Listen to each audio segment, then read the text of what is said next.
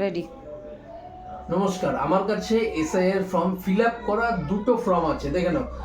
একটা হচ্ছে 2002-এর আগে যাদের নাম ছিল, মানে 2002-এ যাদের নাম ছিল, আর একটা হচ্ছে আমার, যেটা 2002-এ নাম ছিল না।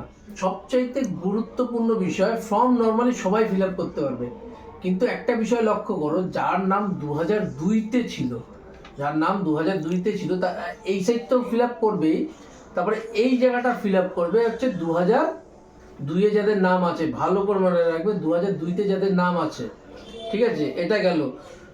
এই যে নিচে যে আছে না, বিধানসভার ক্ষেত্র, তারপরে হচ্ছে অংশ, তারপরে হচ্ছে এই যে ক্রমিক সংখ্যা, এটা সব সময় কিন্তু মনে রাখবে 2002-তে যাদের নাম ছিল সেই নাম ক্ষেত্র সেটাই হবে।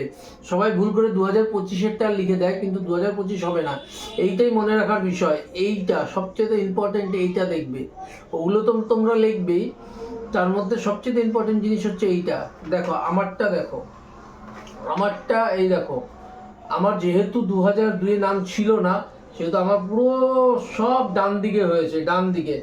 নিচে কি হয়েছে, নিচে আমার যেহেতু বাবার নাম 2002-তে ছিল, সেই হিসাবে এই যে 88 পার্ট নাম্বার, তারপরে অংশ ইসে নাম্বার, ক্রমিক সংখ্যা, সব 2002-এর। এইটা মাথায় রাখতে হবে, এইগুলো যা হবে সব 2002-এর হিসাবে হবে, 2002।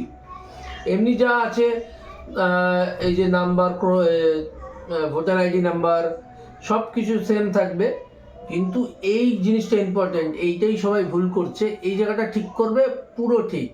ঠিক আছে, ধন্যবাদ। যদি ভিডিওটা ভালো লাগে আর এনি কোশ্চেন যদি থাকে, তাহলে কমেন্ট করবে, তার সলিউশন আমি বলে দেবো। Thank you.